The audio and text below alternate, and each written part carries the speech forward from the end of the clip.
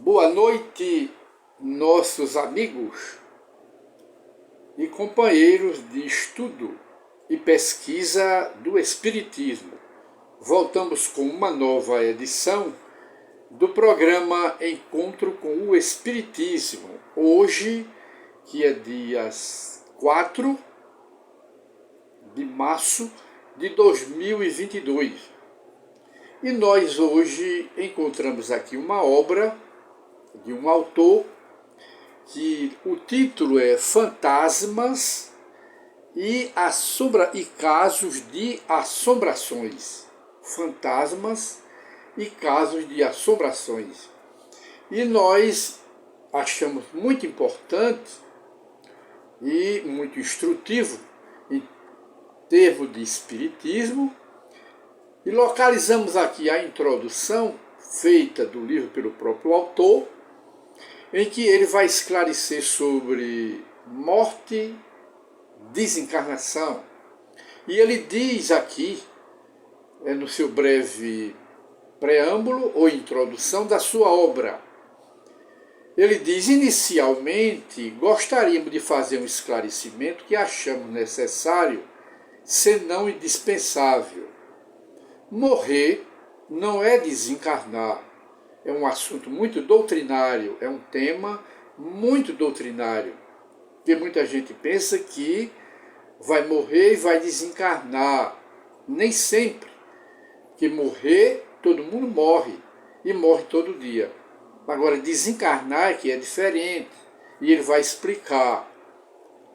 De instante em instante morre gente em todas as partes do mundo, porém, poucos são os que desencarnam. Parece até um exagero, mas é verdade. A maioria das criaturas que morrem não desencarna. E por quê? Ele vai mostrar aqui a diferença de morrer e de desencarnar. Infelizmente, não desencarna porque, embora seu corpo tenha sido levado para o cemitério, pelo fenômeno da morte, seu espírito continua demasiadamente apegado aos bens que deixou no mundo material e que deles, do outro lado, não consegue se desligar facilmente. É o que ele nos diz. Se desligar facilmente.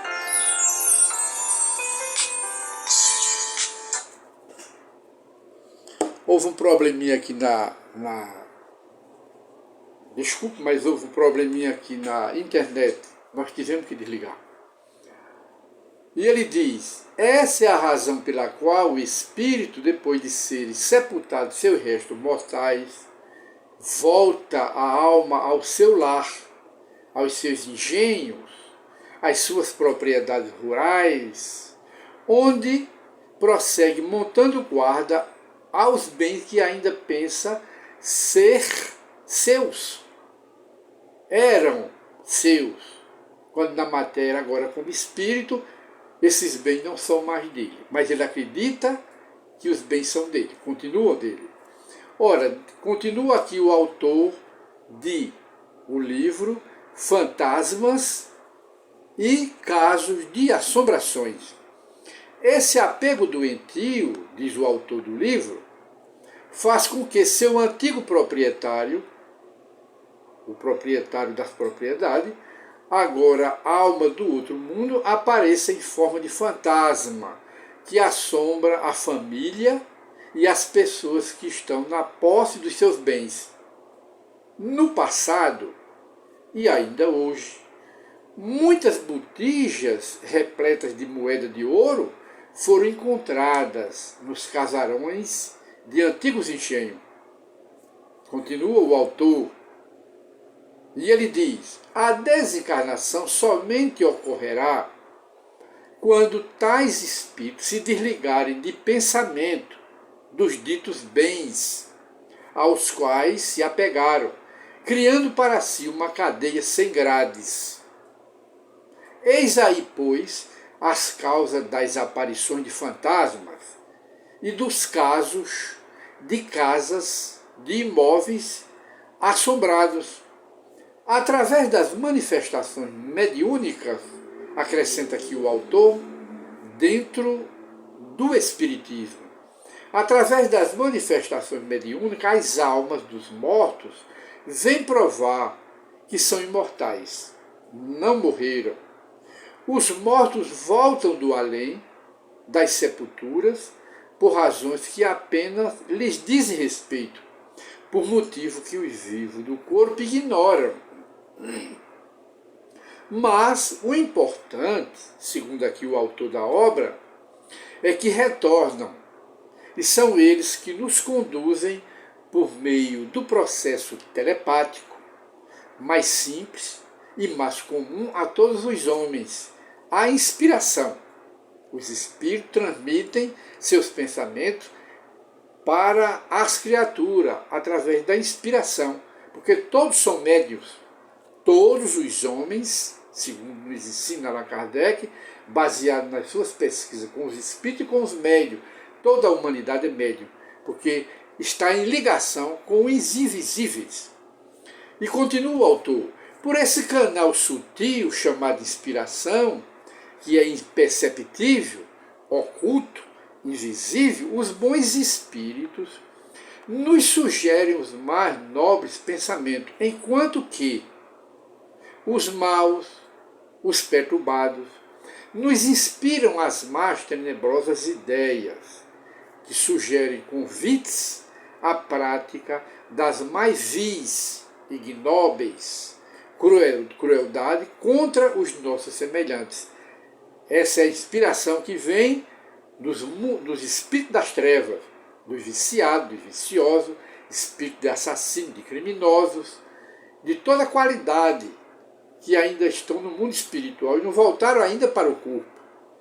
Ora, diz aqui o autor, é exatamente para nos resguardarmos do assédio dessas entidades malignas do mundo dos mortos que as religiões tradicionais, esses casos, chamam de demônios ou figuras satânicas, que Jesus aconselha em seu Evangelho, orai e vigiai, para não cairdes em tentação contra esses espíritos. Mas, como essas entidades, diz aqui o autor, como essas entidades não são os demônios, ou os capeta, ou os diabos, pintados pelas igrejas, mas sim são as almas dos homens perversos, que viveram aqui na Terra e participaram do nosso convívio social. Vale aqui dizer que aquelas entidades somente perseguem, estão ao lado, acompanham ou assediam os homens que com eles se afinizam na prática do mal, ou seja, que portam na alma as mesmas imperfeições morais desses espíritos das trevas, as mesmas paixões, as mesmas tendências viciosas, os mesmos gostos, os mesmos prazeres da matéria, enfim, que são iguais. Por isso é que se atrai os viciados daqui, o que o autor está dizendo, os viciados daqui da matéria, atrai os viciados que já partiram para o outro lado da vida, formando assim a simbiose das obsessões e das possessões. Ora, diz aqui o autor, atentemos para a realidade de que, nos mundos onde habitam seres mais elevados, homens moralmente mais evoluídos, onde não existem as paixões que há aqui na Terra, os espíritos lá, as criaturas lá, os homens lá, os espíritos maus e viciosos, lá não têm acesso. Os espíritos maus e perversos, lá não têm acesso. Por quê? Porque os homens lá não têm as paixões que tem aqui na Terra. Porque as paixões é que atraem espíritos da mesma natureza. Mas lá são homens de bem, aí os espíritos que venham daqui, deste mundo Terra, ou de outro mundo pior do que a Terra, lá eles não têm acesso. Por quê? Porque não tem afinidade. Não há foco de atração para eles. E continua o autor, não esqueçamos, portanto, que os homens portadores de feridas morais atraem os seres invisíveis que lhes são semelhantes, porque os iguais atraem os iguais, os semelhantes atraem os semelhantes. E os contrários se repelem, não tem atração. E ele continua, né? Portanto, que os homens portadores de feridas morais atraem os seres invisíveis, que eles são semelhantes aqui na Terra. Como as feridas da carne, qualquer ferida, atrai as moscas. É o que nos ensina a doutrina espírita. E continua aqui o autor da obra. Quando falamos em imortalidade, achamos sempre oportuno lembrar Sócrates, o príncipe da filosofia grega, o sábio que nada sabia, mas que, antes da sua morte, legou aos seus concidadãos e ao mundo esta beleza de reflexão. O que era que Sócrates dizia? Ele dizia: ninguém sabe o que é a morte, nem se ela será o maior dos benefícios para o homem. Apesar disso,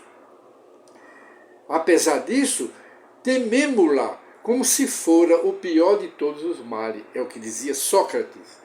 E continua Sócrates, atenienses, ele conclamava seus concidadãos de Atenas, da antiga Grécia, e ele dizia: atenienses, acabais de me condenar à morte. A voz divina, que nunca deixou de fazer-se ouvir por mim durante todo o curso da minha vida, manteve-se hoje silenciosa. E eu não me defendi das vossas acusações. É porque o que me sucede é um bem para mim. Vou sofrer a sorte a que vós me condenastes, mas a iniquidade e a infâmia de vocês ficarão para sempre amarradas à memória dos meus juízes. Submeto-me à minha condenação e eles à condenação deles pela própria consciência.